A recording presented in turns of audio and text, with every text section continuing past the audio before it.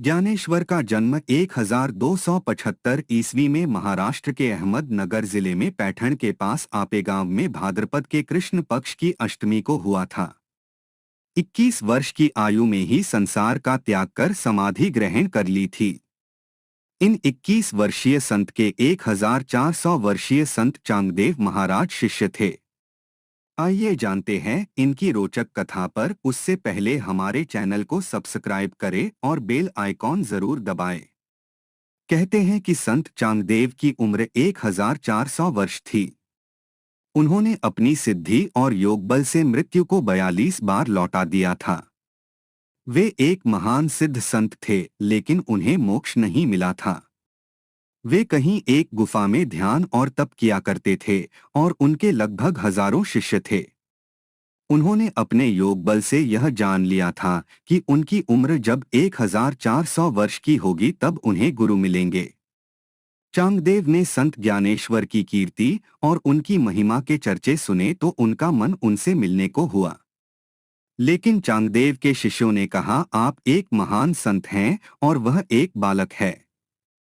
आप कैसे उसे मिलने जा सकते हैं? यह आपकी प्रतिष्ठा को शोभा नहीं देता।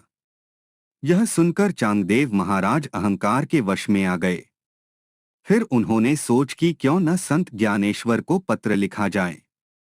पत्र लिखते वक्त वह असमंजस में पड़ गए कि संत को संबोधन में क्या लिखें। आदरणीय, पूज्य, प्रणाम या चिरंजीवी। समझ में नहीं आ रहा था कि पत्र का प्रारंभ कहाँ से करें, क्योंकि उस वक्त ज्ञानेश्वर जी की आयु 16 वर्ष ही थी। चिरंजीवी कैसे लिखें, क्योंकि वे तो एक महान संत हैं।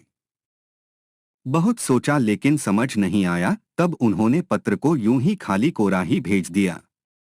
वह पत्र उनकी बहन मुक्ताबाई के हाथ लगा। मुक्ताबाई भी संत थी। उन्होंने पत्र का उत्तर दिया, आपकी अवस्था 1400 वर्ष है, परंतु फिर भी आप इस पत्र की भांति कोरे के कोरे ही हैं।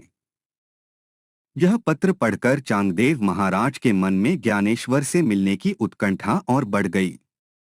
तब वे अपनी सिद्धि के बल पर एक बाघ पर सवार होकर और उस बाघ को सर्प की लगाम लगाकर संत ज्ञानेश्वर से मिलने के लिए निकले। उनके साथ उनके शिष्य भी थे। चांगदेव को अपनी सिद्धि का बड़ा गर्व था।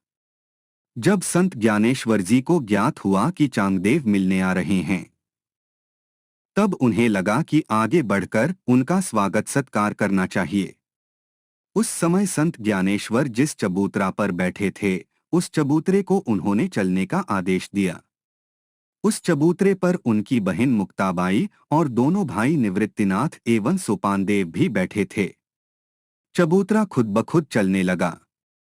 जब चांगदेव ने चबूतरे को चलते देखा तो उन्हें बहुत आश्चर्य हुआ। तब उन्हें विश्वास हो गया कि संत ज्ञानेश्वर मुझसे श्रेष्ठ हैं, क्योंकि उनका निर्जीव वस्तुओं पर भी अधिकार है। मेरा तो केवल जीवित प्राणियों पर अधिकार है। उसी पल चांगदेव महाराज ने ज्ञानेश्वर जी के चरण छुए और वे उनके शिष्य बन गए। कहते हैं कि ऐसा दृश्य देखकर चांगदेव के शिष्य उनसे रुष्ट होकर उन्हें छोड़कर चले गए थे। आज के वीडियो में इतना ही। आशा करते हैं आपको यह वीडियो पसंद आया होगा। अगर हाँ तो हमारे चैनल को सब्सक्राइब करें और बेल आइकॉन जरूर दबाएं।